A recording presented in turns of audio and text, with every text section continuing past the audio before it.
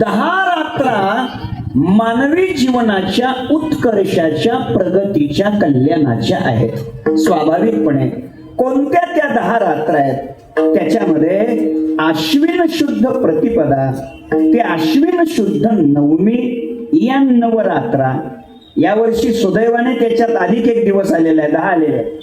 पण नवरात्रा नवविधा भक्तीच्या करुणी नवरात्रा या नवरात्रा आणि 10वी एक रात्र आहे, तिचं नाव आहे महाशिवरात्र. या 10 रात्रा मानवी जीवनाच्या कल्याणाच्या आहेत. आजच्या चिंतनात महाशिवरात्रीचं चिंतन आपल्याला मांडायचं नाही, आज नवरात्राचं चिंतन करायचं आहे. नवरात्रीच्या माध्यमातून आपण कोणत्या त्या नवरात्र आहेत तर नवविधा भक्तीच्या करुणी नवरात्रा. या न्यायाने एका रात्रीला एका दिवसाला एका भक्तीचं आपल्या जीवनात आपण स्वीकार करायचा आहे. 9 प्रकारच्या भक्ती 9 दिवसात आत्मसात करून त्या 9 प्रकारच्या भक्तीच्या द्वारा आई जगदंबेच्या कृपेला पात्र होण्याचा आपण प्रयत्न करायचा आहे. तुकोबरायाची सुद्धा भाषा आहे. तुका म्हणे नवविध भक्ती जाणे तोची शुद्ध. या न्यायाने किंवा तुकोबाराय सांगतात नवविधा काय बोलिले जे भक्ती द्यावे माझे हाती संत जनी. 9 प्रकारच्या भक्ती या 9 दिवसात आत्मसात केल्या पाहिजेत, त्याचं चिंतन झालं पाहिजे. कोणत्या 9 प्रकारच्या भक्ती आहेत? श्रीमद भागवतामध्येही त्या भक्तीचं वर्णन केलंय. श्रवणम कीर्तनम विष्णू स्मरणम पादसेवनम अर्चनम वंदनम दास्य सख्यात्म निवेदनम. 9 प्रकारच्या भक्ती आहेत. ऐका, या 9 प्रकारच्या भक्तीचा जर थोडा बारकाव्याने आपण विचार केला, याचे जर 3 टप्पे केले, 3 विभाग केले, पहिल्या 3 भक्ती, मधल्या 3 भक्ती आणि शेवटच्या 3 भक्ती, असं जर वर्गीकरण केलं तर आपल्या लक्षात काय येते बघा. पहिल्या 3 भक्तीमध्ये श्रवण कीर्तन विष्णू स्मरण, मधल्या 3 भक्तीमध्ये पाद सेवन अर्चन वंदन आणि शेवटच्या 3 भक्तीमध्ये दास्य सख्य आत्मनिवेदनम. या 9 भक्तीकडे जर पाहिलं, 3 टप्प्यामध्ये जर त्याचं वर्गीकरण केलं, ऐका, तर आपल्या लक्षामध्ये हे येतंय. पहिल्या 3 भक्तीमध्ये भगवंताच्या नामाला प्राधान्य आहे. मधल्या 3 भक्तीमध्ये भगवंताच्या रूपाला प्राधान्य आहे आणि शेवटच्या 3 भक्तीमध्ये भगवंताविषयीच्या शुद्ध सात्विक निर्मळ भावाला प्राधान्य आहे. पहिल्या 3 भक्ती बघा, श्रवण कीर्तन विष्णू स्मरण, या 3 मध्ये जर प्रमुख काय असेल तर भगवंताचं नाम. मधल्या 3 भक्तीत पादसेवन म्हणजे भगवंताची सेवा करणं, त्याच्यानंतर अर्चन पूजा करणं, वंदन नमस्कार करणं, या 3हीत महत्व कशाला असेल तर भगवंताच्या रूपाला आहे. आणि शेवटच्या 3 भक्तीमध्ये दास्य सख्य आणि आत्मनिवेदनम, या 3मध्ये भगवंताविषयीचा भाव महत्वाचा आहे. थोडक्यात सूत्र असं करता येईल, पहिल्या 3 भक्तीमध्ये नाम, मधल्या 3 भक्तीमध्ये झोपले रूप आणि शेवटच्या 3 भक्तीमध्ये भाव. म्हणजे भक्तीची व्याख्या काय झाली बघा, नाम अधिक रूप अधिक भाव बरोबर भक्ती. विठ्ठल विठ्ठल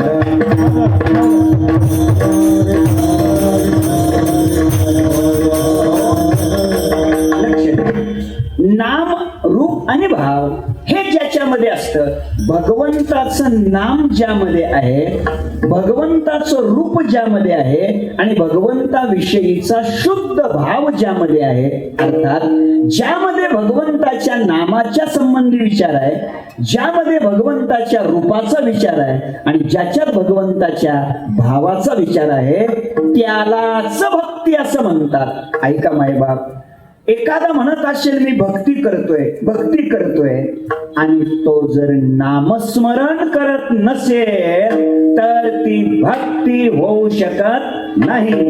चित्त नाही नामे तरी ते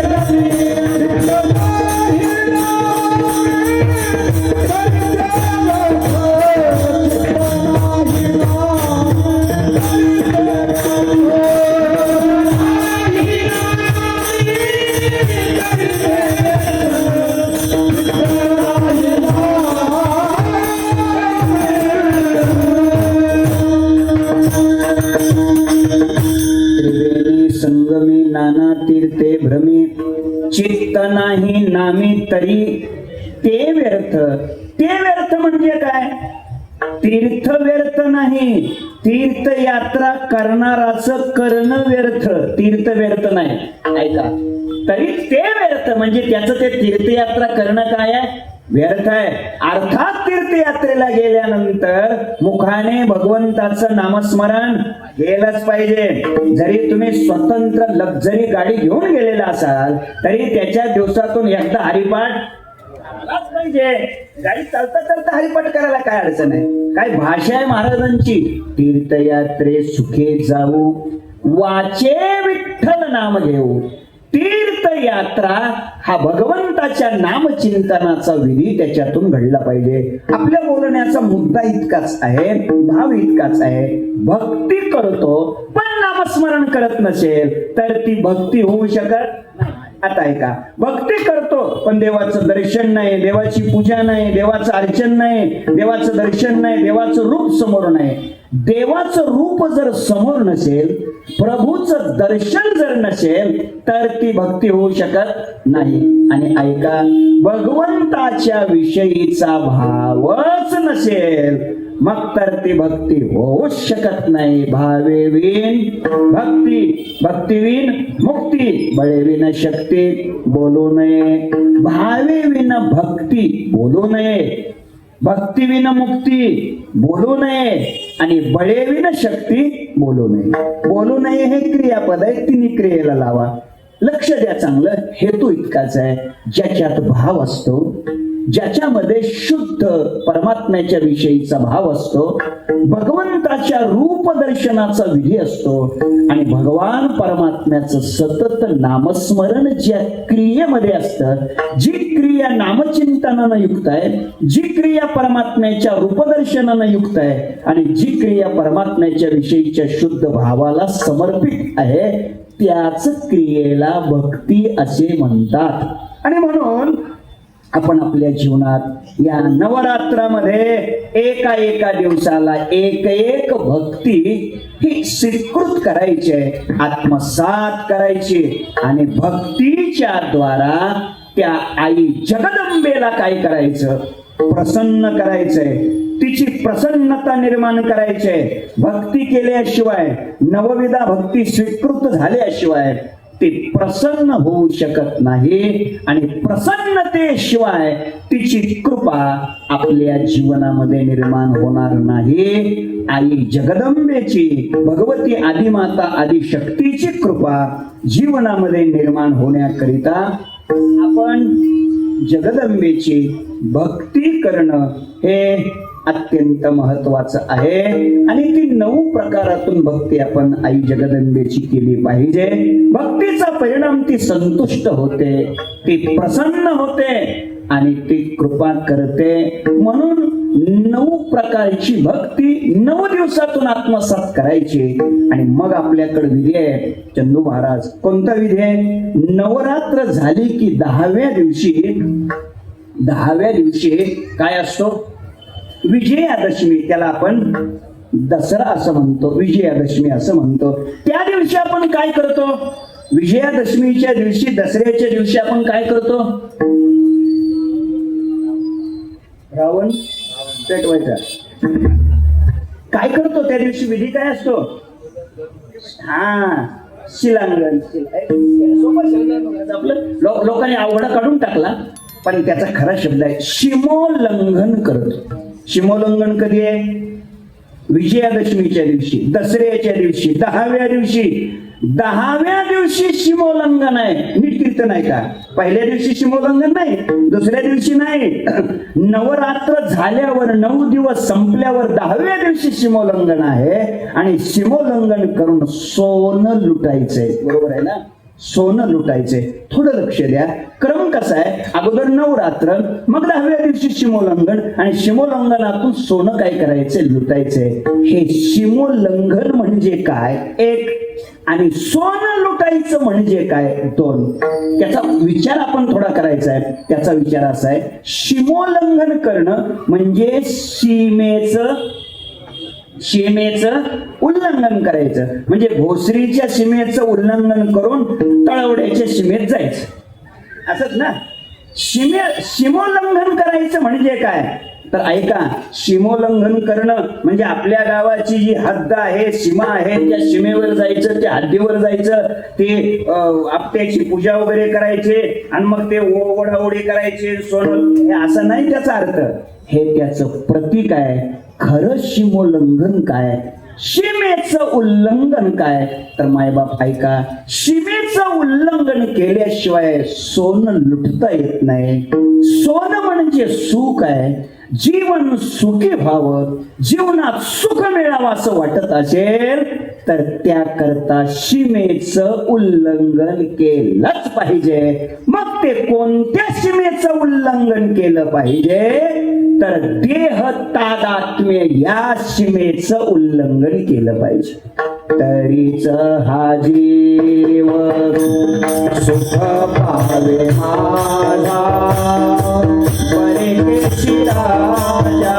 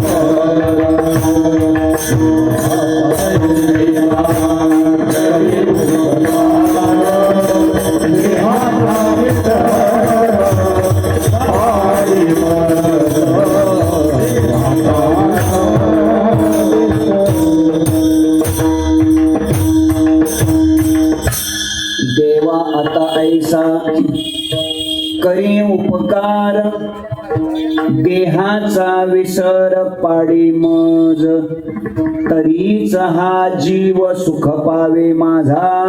थोडं लक्ष द्या. सोनं लुटायचं म्हणजे जीवन सुखी झालं, आणि मग जीवन सुखी तेव्हाच होऊ शकतं त्याच्यासाठी जसं सोनं कधी लुटलं जातं सीमेचं उल्लंघन केल्यानंतर, तसं जीवन सुखी कधी होतं देह तादात्म्याच्या सीमेचं उल्लंघन केल्यानंतर. त्याच्याकरता प्रमाण दिले देहाचा विसर पडिमज. अजून सांगायचं ठरलं तर तुकोबरायाची भाषा आहे, देहाच्या निराशे पाविजे या ठाया. थोडक्यात काय, देह तादात्म्य फेकल्याशिवाय, देहाची आसक्ती टाकल्याशिवाय, देहाचं ममत्व फेकून दिल्याशिवाय, मी देह आहे या सीमेला ओलांडल्याशिवाय जीवन सुखी होऊ शकत नाही. कधीतरी आपण मी देह आहे या सीमेला ओलांडलं पाहिजे. मी अमुक भाऊसाहेब, रावसाहेब, दादासाहेब आहे या सीमेला ओलांडलं पाहिजे. आपण कधीतरी विकाराची सीमा, दोषाची सीमा, दुर्गुणाची सीमा, अज्ञानाची सीमा ओलांडलीच पाहिजे. आणि म्हणून दुर्गुणाच्या, द्वेषाच्या, मत्सराच्या, अभिमानाच्या, अहंकाराच्या, अज्ञानाच्या, देह तादात्म्याच्या सीमेला ओलांडणं म्हणजे सीमोल्लंघन करणं. आणि हे सीमोल्लंघन जेव्हा आपल्या जीवनात होईल तेव्हाच सुखरूपी सोनं आपल्या पदरामध्ये पडेल. ते सुखरूपी सोनं आपल्या पदरात पडण्यासाठी आपण देह तादात्म्य किंवा विकार याच्या सीमेचं उल्लंघन करावं. आणि हे कधी घडू शकतं, देहाच्या तादात्म्याची सीमा कधी ओलांडू, तेव्हाच ओलांडू जर जीवनात नवविधा भक्ती स्वीकारल्या तर. नवविधा भक्ती आपल्या जीवनामध्ये जर उतरल्या, नवविधा भक्तीचं आपलं जर आचरण झालं तरच खऱ्या अर्थाने आपल्या जीवनात सीमोल्लंघन होऊ शकतं. म्हणूनच या 9 दिवसातून नवविधा भक्तीचा स्वीकार करून 10व्या दिवशी सीमोल्लंघन करायचं, म्हणजे विकाराच्या पलीकडे जायचं आणि मग सोनरूपी सुख जीवनामध्ये प्राप्त करायचं. त्याच्याकरता आपण खऱ्या अर्थानं हा अट्टहास करत आहोत. सोनं प्राप्त झालं पाहिजे, सुवर्णमय जीवन झालं पाहिजे, सुवर्णमय कांती व्हायला पाहिजे. ती कधी होऊ शकते? गोड ज्ञानोबाराय सांगतात, ते होण्याकरता सुद्धा काय काय झालं पाहिजे. त्याकरता आई जगदंबेची आपल्या जीवनात कृपा झाली पाहिजे. मग ती कृपा कधी होत असते? गोड बोलतात ज्ञानोबाराय. ज्ञानोबारायांनी आई जगदंबेचं रूप सांगितलंय. जगदंबेचं रूप करताना ज्ञानोबाराय सांगतात, तैसी ती कुंडलिनी जगदंबा, जी चैतन्य चक्रवर्तीची शोभा, विश्वविजयाची या कोंबा सावली केली. ऐका, कोणती जगदंबा देवी कोणती? लक्ष द्या. ज्ञानोबाराय सांगतात, तैसे ते कुंडलिनी जगदंबा. कुंडलिनी हीच कोणी जगदंबा आहे. आणि या कुंडलिनी, या जगदंबेला, या देवीला जागृत करायचंय. ती अधोमुख सर्पिणी दिली असेल. अधोमुख ज्ञानोबाराय सांगतात, तैशी ती कुंडलिनी मोटके आऊट वेटाळूनी अधोमुख सर्पिणी निदिली असेल.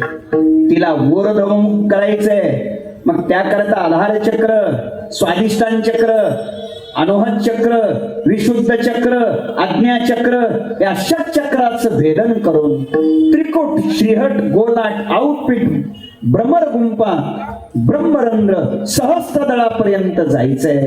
प्राण, अपान, व्यान, उदान, समान या पंच प्राणाचं ऐक्य करायचंय.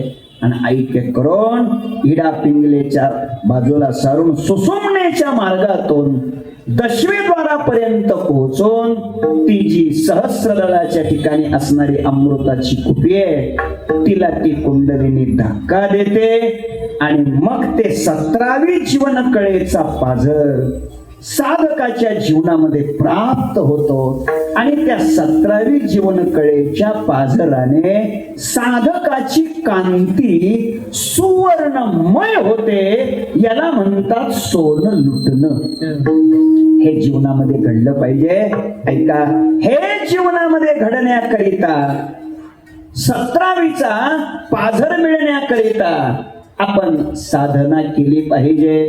किती गोड भाषा आहे ज्ञानोबारायाची. म्हणजे ज्ञानोबारायांनी देवीचं रूप करताना या चिंतनात कुंडलिनी जगदंबा, देवी कोणती? कुंडलिनी ही देवी आहे, तिला जागृत करा, तिच्या करता जागर करा.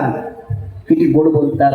12व्या अध्यायात ज्ञानोबाराय बोलतात, जय जय शुद्धे उदारे प्रसिद्धे अनवरतानंदे वर्षतीये विषय व्याळे मिठे दिलेल्या नोठी ताठी ते तुझी गुरुकृपा दृष्टी निर्विष होय तरी कवना ते तापू पोळी कैसे नेओ शोकू झाडी जरी प्रसाद रस कल्लोळी पुरेसे तो योग सुखाचे सोहळे सेवका तुझे स्नेहाळे सोहम सिद्धीचे लढे पाळीशी तो आधार शक्तीची अंके वाढविसे कौतुके हृदयाकाश पल्लके परिये देसी निजे प्रत्येक ज्योतीची ओवाळणे मन कैसे मनपवनाची खेळणे आत्मसुखाची बाळलेली लेवविषयी